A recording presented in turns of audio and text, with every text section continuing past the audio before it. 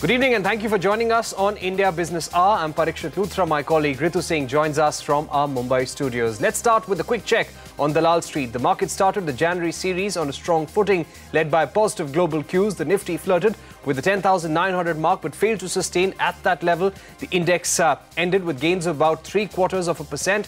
The Sensex managed to hold on to the 36,000 mark despite selling pressure in the last hour. For the week, the Nifty and the Sensex ended with gains of around 1% each. From equities to currency, the rupee continued to trade higher throughout the day to close the week at 69.94 per dollar. That's the over 1.5 rupee higher than last Friday's close of 71.15. Let's move on to the big story from the taxation space. The central government has detected indirect tax evasion worth 75,000 crore rupees during the April-October period. Of this total, GST evasion stands at 39,000 crore rupees. Sources tell cnbc TV 18 that the government is intensifying the crackdown on tax evaders, and bogus billing cases under the GST mechanism are in focus. Timsi Jaipuria broke the story earlier. She is with us now. Timsi, what are you picking up? How is the government going to go about this? Well, even as the government has already cited that it will be tough to meet the daunting GST collections targets, government has decided to tighten the noose around tax evaders. In an internal analysis done by the CBIC, government has identified that maximum amount of GST gets evaded due to bogus billing. Not just this, the central GST wing has uncovered over 10,000 crore rupees of bogus invoicing, and maximum of this bogus billing has been noticed in cities like Delhi, Chennai and other cities in Gujarat, UP and Himachal Pradesh. Government analysis also highlights that many MSMEs are being used by agents of bogus billing that help these MSMEs to claim undue refunds. Now, to combat this, the government has tasked its field formations to keep a strong vigil on GST tax evaders. Also, government has already started arresting tax evaders, starting with first few arrests being registered in Delhi itself. Not just this, cases worth 2,000 odd crore rupees are under fast-track investigation at present. And to further spur action, GST inspectors may soon get access to GST portal to collate further information to help in investigations. Meanwhile, Minister of State for Finance Shiv Pratap Shukla today informed the Parliament that government has detected GST evasion close to 39,000 odd crore rupees in over 6,500 cases during April to October this year. Let's see how much of this comes back into the formal system. Back to you. Oh, absolutely, Timsi. Thank you very much for bringing us that report. The government cracking down on tax evaders. Now, the overhang of the stressed assets weighed down the consolidated balance sheet of the banking sector in 2017-18. But recent data indicates that bad loan levels have begun to stabilize, but they do remain at elevated levels. That's the word coming in from the Reserve Bank of India in its latest report on the trends and progress of banking sector in India. Now, this report highlights that capital positions of banks has improved and calls FY18 a watershed year in the resolution of stressed assets. On the issues surrounding the NBFC sector, RBI says that the inherent sector strength of the NBFCs, coupled with RBI's vigil, will ensure that growth for the sector is sustained and liquidity fears are allayed. On specific trends in the asset quality of banks, the report points out that quarterly data shows a significant decline in fresh slippages, that is, fresh addition of bad loans, across the banking sector during the first half of FY19. And RBI has said that the industrial sector contributed 3/4 of the total bad loans. The agricultural sector reported an uptick in the gross NPA ratio, possibly reflecting a debt waiver by several states, according to RBI. But bad loans from the agricultural sector have risen to 8.6% in the year ended March 2018 from 8.3% a year ago. The gems and jewellery sector also witnessed a significant rise in gross non-performing assets for the year ended March 2018, with, of course, the unearthing of frauds at Punjab National Bank, according to RBI. But sectors such as cement and metals also reported a decline in their NPAs because of large resolutions, many of them under the IBC. And going ahead, according to this report, 4 major challenges will likely shape the financial sector. 1, the new resolution framework along with IBC, which is the Feb 12 circular. 2, the need for adequate recapitalization of public sector banks. And 3, the firming up of corporate governance mechanisms to address the growing complexity of the Indian financial system. And lastly, strengthening the asset liability framework for NBFCs, something that is likely to be in the offing very soon. Now, inflation is at the lower end of the Monetary Policy Committee's range, and therefore nominal interest rates need to commensurately go down. That's the word coming in from the Principal Economic Advisor Sanjeev Sanyal, who in a conversation with Lata Venkatesh said that small businesses were facing real interest rates of 10%. He also talked about farm distress and stressed on the need to reduce the cost of capital for farmers. Here's an excerpt of that conversation. We need to make sure that the fact that there is this excess is leading to food prices being under continuous pressure downwards. That's right. We need to deal with that. There are a few things that we need to take into account. One is we need to make sure that these food prices are held up in some ways, and MSP is one way of doing it. But also remember that the farmers are also facing very high cost of capital. So their output, which is food and other agricultural products, that inflation for that is essentially at zero right now. And they are all borrowing at more than 10%. Yeah. So the real interest rate for them is over 1,000 basis points.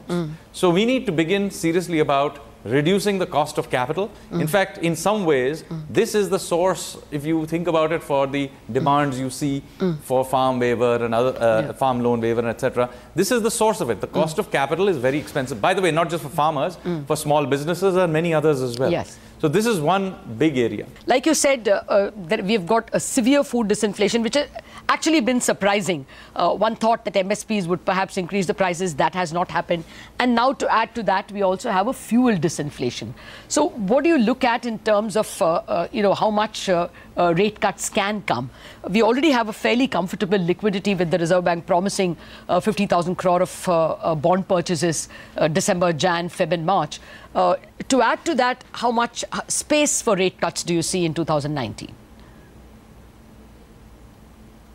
Firstly, let me clarify that this is really the prerogative of the Monetary Policy Committee. So I can't comment on exactly how much they should cut. But I can lay out the landscape. Okay. Basically, inflation is now running at the bottom of the range that the Monetary Policy Committee had been given. And we have now, it's just not something new, we have now had for some time inflation running at or below the midpoint of that range. Opposite. So inflation, I think, has structurally come off. I think it's fair to say that the old 7 or 8 to 10% range of inflation that we used to have, that has been lowered by some good 500-600 basis points. So if that is the case, we need to see a commensurate reduction in the nominal interest rates. Otherwise, you have real interest rates running about the highest in the world. I mean, small business still borrows at 12 percentage points, right? Now, if inflation is running at 2%, that's 1,000 basis point real interest rate. Clearly, 1,000 basis point, at least an 800 basis point real interest rate for large parts of the economy. This is clearly not tenable because of a variety of reasons. First of all, this is a source of enormous financial stress to the balance sheets. So this is a major problem for small business, large business, for farmers. After all, farmers can also be seen as small business, and so on. It also causes stress on our fiscal side because the government is, after all, the biggest borrower from the system. So it is a stress on the fiscal side. But also, ironically, keeping high interest rates over long periods of time also increases inflation. This is something that economists tend to forget. That while high interest rates in the medium term lowers inflation, in the long run, high interest rates mean that you do not build capacities that you would have otherwise built, whether infrastructure, in industry and so on. So you end up with higher supply side inflation in the long run if you keep interest rates high indefinitely, irrespective of where inflation is. So I think we have structurally brought down inflation. We now need to take step 2 and structurally bring down the interest rates so that they are in sync with the new level of inflation. And that, when I say, when we have to think in hundreds of basis points. Now, exactly what trajectory the MPC takes, of course, is their prerogative. That was Principal Economic Advisor Sanjeev Sanyal telling Lata Venkatesh that there is a room for rate cut in 2019, and also the cost of capital for farmers needs to be seriously looked at and reduced if we want to work their overall welfare as well. Let's move on. The Cabinet today approved an IPO for 7 PSUs. These PSUs will be listed in the National Stock Exchange to unlock the value. Listen into Ravi Shankar Prasad to know which companies are going to hit the Dalal Street. जो 7 PSUs हैं उनके मैं नाम बताता हूं। Telecommunication consultant India limited IPO route, RailTel corporation of India limited IPO route, national seed corporation of India again IPO route, Tehri hydro development corporation IPO route, water and power consultancy services IPO route, FCI Aravali gypsum and minerals limited IPO route और Kudremukh iron ore company ये भी IPO route है। And that's not all. The Union Cabinet has also approved the country's first indigenous human space mission, the Gaganyaan. The program is expected to carry a 3-member crew for a minimum 7 days in space. The mission is expected to cost a total of 10,000 crore rupees. And the big national story of the day, the trailer of The Accidental Prime Minister, film based on the eponymous book by former media advisor Sanjay Baru, has sparked a controversy. The Maharashtra Youth Congress alleged that the trailer presented incorrect facts on former Prime Minister Manmohan Singh, Sonia Gandhi and Rahul Gandhi in order to malign the image of the party. They have written to the producers demanding a special pre-release screening of the movie. The Bharatiya Janata Party, meanwhile, shared the film's trailer on its official Twitter page, terming it as a riveting tale of how a family held the country to ransom for 10 long years. Manmohan Singh and Rahul Gandhi were silent when reporters tried to get a comment from them at an event marking the Congress Party's 134th anniversary. Meanwhile, Congress spokesperson Randeep Singh Surjewala has rubbished reports that the film has been banned in Madhya Pradesh, which is now a Congress-ruled state. Instead, Surjewala in his tweet criticized the BJP for spreading fake propaganda. Sir, आपके ऊपर जो film बनी है उसके ऊपर क्या कहेंगे? Sir, आपके ऊपर जो फिल्म बनी है उसके ऊपर क्या कहेंगे? सर, राहुल जी जो फिल्म बनी है सर एक्सीडेंटल प्राइम मिनिस्टर, उसमें राहुल जी जो फिल्म बनी है सर एक्सीडेंटल प्राइम मिनिस्टर, उसमें कितनी मूवी ले आओ, सोशल मीडिया पे कितने प्रचार कर दो पंडित नेहरू के बारे में, इतिहास को ये मिटा नहीं सकते। ऐसी हरकतें करने वाले लोग कभी इतिहास बना नहीं सकते हैं। फिल्में जब निकलती हैं तो सबके कमेंट लेते हो क्या? ये सर, पॉलिटिकल मोटिवेटेड फिल्म है, किसने कहा? कांग्रेस सवाल खड़े कर रही है। किसने कहा पॉलिटिकली मोटिवेटेड है? कांग्रेस सर, कांग्रेस तो कहेगी। लेकिन सर बीजेपी के ट्विटर हैंडल पे आया है, इस पे भी कह रही है कि हम बधाई नहीं दे सकते किसी फिल्म को। बधाई दे सकते नहीं दे सकते? फिल्मों को जो आज़ादी रहती है, जो आज तक आज़ादी की कांग्रेस बात करती थी, आज उसके ऊपर कैसे प्रश्न चिन्ह उठा रही है? कोई तीसरी शक्ति नहीं है जो आपको कह सके कि अब ये फिल्म जो है हम आप हमें दिखाइए। ये हमको किसी ना किसी टाइम पर रोकना है। द एक्सीडेंटल प्राइम मिनिस्टर एक सिनेमा के पॉइंट ऑफ व्यू से is a revolutionary film. That first time in independent India we are making a film with the real names, with the real people, based on the book, lawfully bought the rights of the book from Sanjay Baru. That doesn't look like a controversy that will die down anytime soon. But moving on, 3 weeks after the Bulandshahr violence, the Uttar Pradesh police is claimed to have made a breakthrough in the search for the prime accused in Inspector Subodh Kumar Singh's murder case. The police has arrested 26-year-old Prashant Nath for allegedly shooting at the cop. The number of people, remember, that have been arrested so far in this case have now risen to 29. Meanwhile, in an interview with Network 18 BJP, MLA Devendra Singh Lodhi has claimed that Inspector Subodh Kumar may have shot himself when the crowd charged towards him. उसकी दिन जो घटना हुई, उसके यहाँ कुछ 2 गांवों के यहाँ किसान हैं। एक गांव महापड़ता विधानसभा में और एक पड़ता जो है चिंगरावटी, उसी से लगा नया बास है। वहाँ के कुछ ने फ़ोन किया कि ऐसे ऐसा है यहाँ करीब 45 गांव के अवशेष मिले हैं और हम पुलिस को सूचना देने गए, वो हमारी FIR नहीं लिखी है उन्होंने। गोली अगर इनकी मान भी ले जा, गोली एक ही जना तो मारेगा, बाकी तो बलवा में हो गए, पत्थर फेंकने में माने ले जा सकते हैं। उस सबने सब पर तो हथियार है ही ना, सबने एक साथ गोली चला दी, तो बाकी तो निर्दोष ही हैं उसमें।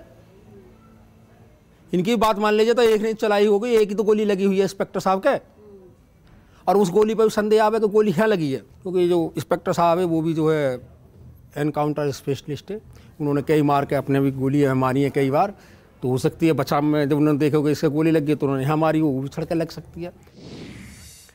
And Network 18 also spoke to the kin of the deceased police officer on the BJP MLA's remark. This is what he had to say.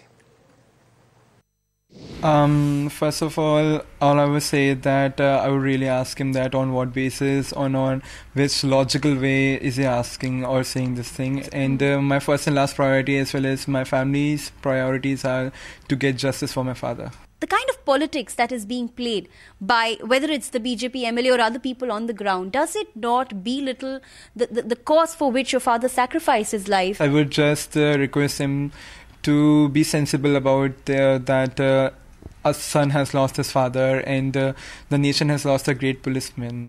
Through 2018, we saw how the Congress tried to project Rahul Gandhi as an alternative to the Prime Minister. We have seen some fierce verbal exchanges between the two this year. From the Namdar versus Kamdar debate to Chaukidar Chor Hai to the hug and a wink, Parikshit Luthra and Archana Shukla get you some of the most heated exchanges between the two in 2018.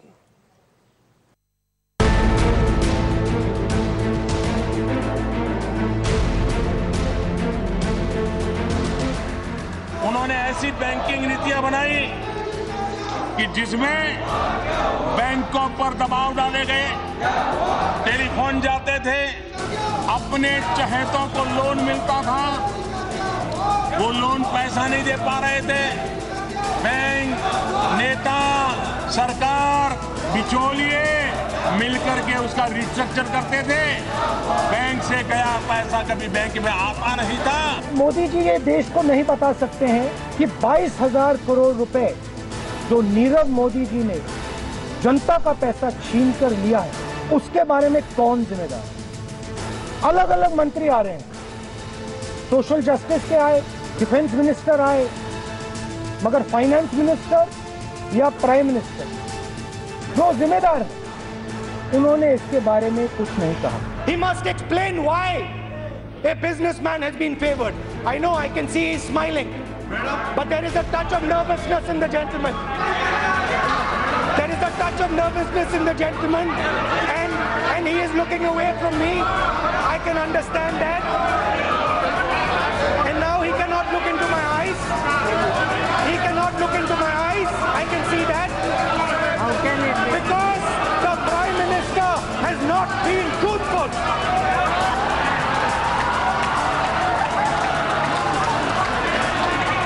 No, this is not necessary.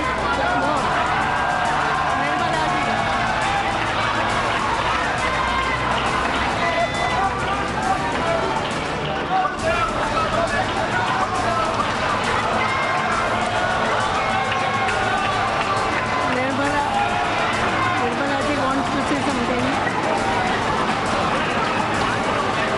Referred to me, and thank you for giving me this opportunity. On the secrecy clause, मैं तो हैरान हुआ सुबह भी कि अभी तो चर्चा प्रारंभ हुई थी, मतदान नहीं हुआ था, जय पराजय का फैसला नहीं हुआ था, फिर भी जिनको यहाँ पहुँचने की उत्साह है, उठो उठो उठो।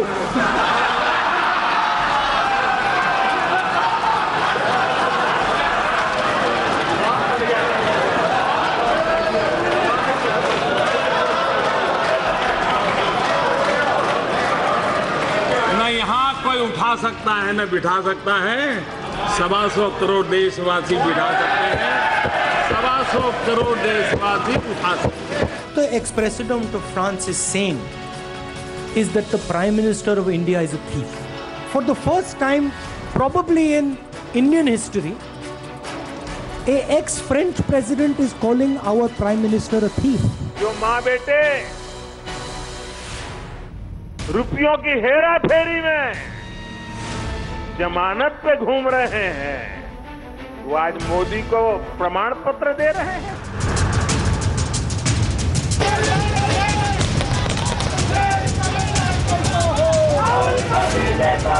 ये जीत कांग्रेस पार्टी के कार्यकर्ताओं की है, किसानों की है, युवाओं की है, छोटे दुकानदारों की है। जो राफेल हवाई जहाज के प्राइसिंग डिटेल्स हैं, कीमत के डिटेल्स हैं, उनको कॉम्पिटेंट ऑडिटर जनरल की रिपोर्ट में लिखा गया है और वो जो रिपोर्ट है पब्लिक अकाउंट्स कमेटी, जो पार्लियामेंट की कमेटी है, उसके साथ शेयर किया गया है। ये भाइयों और बहनों जजमेंट का फाउंडेशन। अब मेरे सामने खारगे जी बैठे हैं और खारगे जी पीएसी कमेटी के चेयरमैन हैं पार्लियामेंट में, और आप लोग खारगे जी से सीधा पूछ लीजिए क्या सीएजी रिपोर्ट पीएसी कमेटी में आई, नहीं आई, पार्लियामेंट में रखी गई, और इन्होंने जो पीएसी के चेयरमैन है, इन्होंने सीएजी रिपोर्ट अपनी जिंदगी में देखी है, हाँ या ना, पूछ लीजिए। कांग्रेस का इतिहास बोफोर्स घोटाले वाले क्वात्रोची मामा का रहा है। कांग्रेस सरकार के समय में हुए हेलीकॉप्टर घोटाले के आरोपी एक और अंकल क्रिश्चियन मिशेल को पकड़कर कुछ दिन पहले ही भारत लाया गया है। All right, with that, it's a wrap on this edition of India Business Hour. Thank you so much for watching and have a good night.